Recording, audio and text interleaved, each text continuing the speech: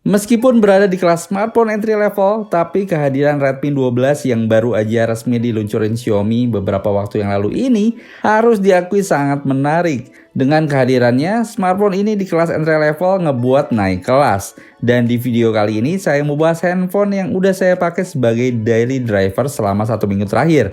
Ini dia Redmi 12.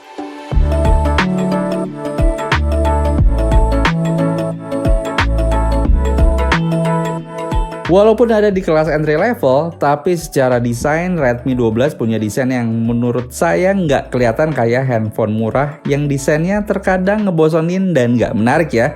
Handphone ini justru menawarkan beberapa elemen yang ngebuat tampilannya terlihat mewah di kelasnya. Yang pertama, Redmi 12 hadir dengan desain bodi belakang glossy alias bisa memantulkan cahaya sehingga mirip material kaca. Desain kamera belakangnya juga beda sama generasi sebelumnya, yang sekarang lebih kelihatan fresh tanpa frame yang langsung menonjol dari permukaan bodinya. Selain itu, desain yang kekinian juga bisa dilihat di tepian bingkai bodinya yang udah menggunakan frame flat design yang ngebuat handphone ini tuh gampang dimasukkan ke dalam kantong celana tanpa ngebuat efek gembung. Terus juga perpaduan antara bobot yang ringan dengan penggunaan frame flat design di handphone ini menurut saya menawarkan kenyamanan tersendiri bagi penggunanya. Oke, layarnya sendiri Redmi 12 menggunakan panel layar LCD 6,79 inci dengan resolusi Full HD Plus dan refresh rate-nya 90 Hz. Ya tergolong nyaman buat kebutuhan visual khususnya gaming. Untuk performanya sendiri, Redmi 12 menggunakan chipset MediaTek Helio G88. Chipset yang sama dengan Redmi 10 yang diluncurkan tahun lalu. Nggak ada yang baru pada chipset ini, tapi kapasitas RAM besar 8GB dan pilihan memori internal 128GB atau 256GB jadi perubahan utama dari generasi sebelumnya. Selain itu, Redmi 12 menggunakan OS dan Android versi terbaru yaitu MIUI 14 berbasis Android 13 yang menurut saya sekarang jadi semakin nyaman digunakan. Gak lupa ada juga fitur yang cukup ngebantu buat pengguna yang sering melakukan multitasking aplikasi, yaitu Memory Extension, di mana fitur ini bisa memanfaatkan memori internal smartphone yang bisa diubah menjadi RAM. Ada 3 opsi besaran memori extension yang bisa dipilih, mulai dari 4GB, 6GB, hingga yang paling besar di 8GB. Di sini kalian tinggal cocokin aja sesuai kebutuhan penggunaannya. Walaupun kapasitas RAM bawaannya hanya 8GB, tapi dengan adanya RAM virtual ini bisa memperlancar multitasking yang dilakukan di smartphone.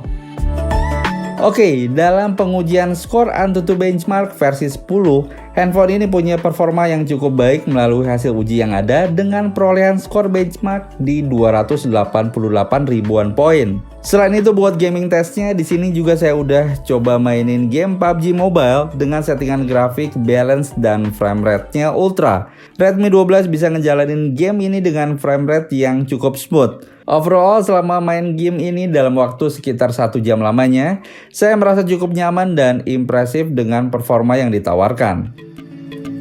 Nah, sekarang masuk ke bagian kameranya. Redmi 12 dibekali dengan 3 kamera belakang dengan 3 sensor kamera yang terbilang lengkap di kelasnya. Terdiri dari kamera belakang utama 50MP dengan kamera ultrawide 8MP dan kamera makro 2MP.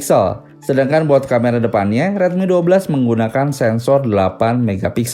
Selain itu buat perekaman hasil videonya sendiri, Redmi 12 bisa ngerekam video baik untuk kamera depan dan belakang di resolusi 720 dan 1080 di 30fps aja. Kayak gini guys hasilnya. Nah, kalau yang ini adalah hasil video di resolusi 1080 30fps-nya dari kamera depannya. Kalau menurut kalian gimana? Terutama dari hasil suaranya, ini terdengar jelas atau enggak? Silahkan langsung tulis komentar kalian di bawah sekarang.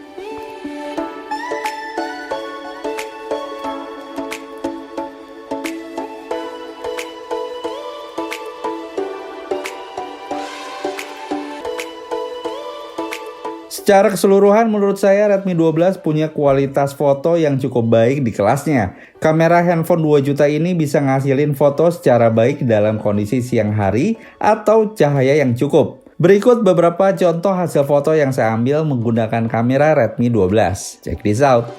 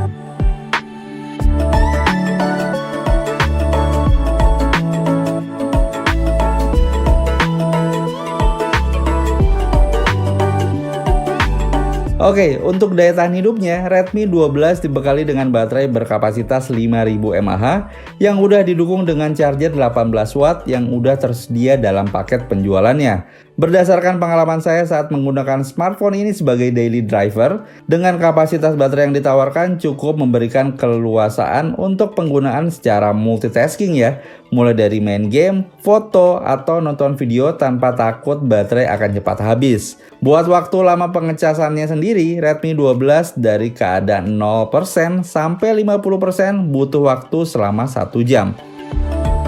So guys, walaupun ada di kelas entry level, tapi saya sendiri cukup puas dengan apa yang ditawarkan sama Redmi 12 buat penggunaannya.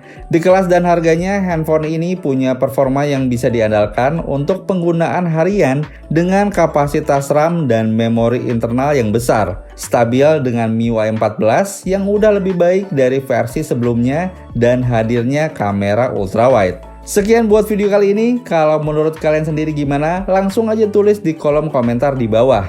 Oke, Subrata pamit. Sampai ketemu lagi di video selanjutnya. See ya!